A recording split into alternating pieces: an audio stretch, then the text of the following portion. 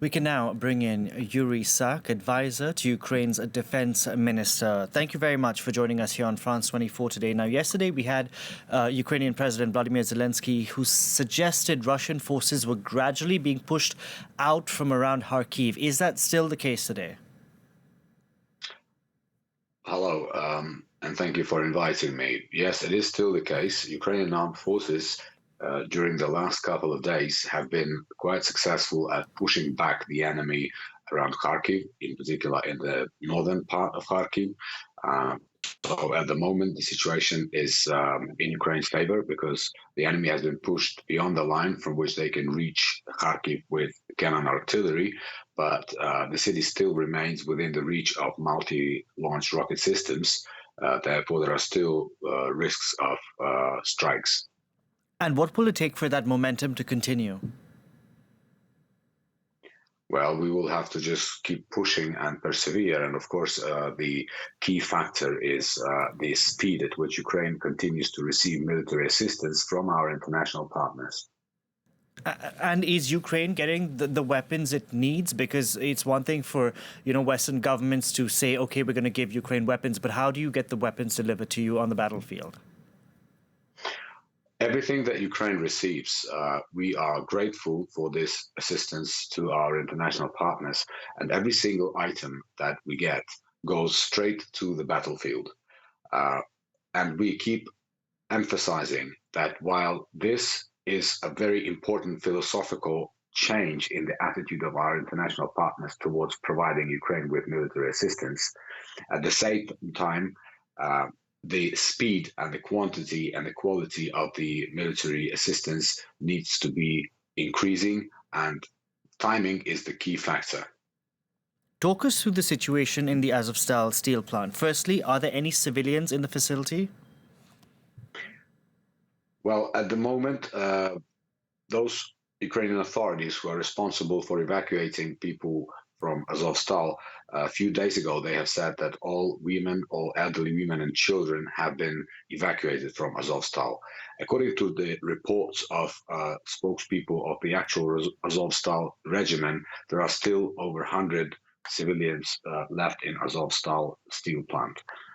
The attacks continue. The attacks are relentless. Azovstal steel plant is being attacked from the air, from the ground, bombs, missiles.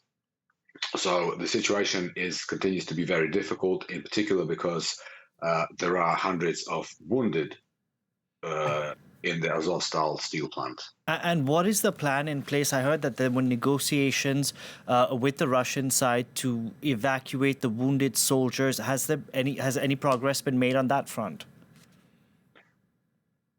Indeed, Ukraine has offered to the Russians the exchange whereby we will get an opportunity to evacuate our wounded warriors, and in exchange we will give back Russian prisoners of war. But at the same time, this agreement has not yet been reached, so we keep hoping that this will work. Mr. Sak, in any conflict at one point there needs to be negotiations, and it seems that Ukrainian forces are making headway around Kharkiv. As you said, you managed to, in the early days of the invasion, push back forces after a month from around the capital, Kiev. At what point do you say, we're pretty good and we can meet and negotiate in good faith? Well, at the moment, the efforts of the Ukrainian armed forces are focused on liberating as much Ukrainian territory as possible from the enemy. As for the negotiating process, there are still consultations going on while the actual negotiating process is at the moment on pause. But of course, what has to be remembered is that there are certain non-negotiable terms which Ukraine requires to respect before the negotiating process goes forward. And of course, our territorial integrity and withdrawing Russian troops to the level at least beyond February 24 is a non-negotiable term. Can you talk us through the Russian forces? They seem to have captured territory in the Donbass. What can you tell us there? If you look at the map of military activities in the Donbass area, what is clear is that for the last almost 3 weeks now, the fighting there has been intense, and the Ukrainian forces are defending those regions. In some places, Russians are gaining ground, but these are relatively small gains. In other areas, Ukrainian armed forces are counterattacking. So the intense fighting continues. Ukrainian armed forces continue to defend Donbass region, and we are hoping that with time we will be able to liberate the whole of Donbass area. Mr. Sak, this conflict, Russia's invasion, has gone on for which day are we now? Over 80, nearly 80 days. 78, Sorry? nearly 80, yes. 78, that's 78 right. days. How is the morale of Ukrainian troops?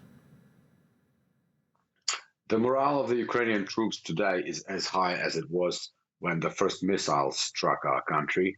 And this is understandable because the Ukrainian armed forces, the Ukrainian soldiers, are fighting for our land, for our families, for our cities.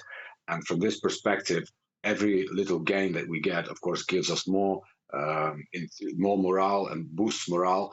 And if you look at the number of losses incurred by the Russian army, and this is now beyond 26,000 just in personnel.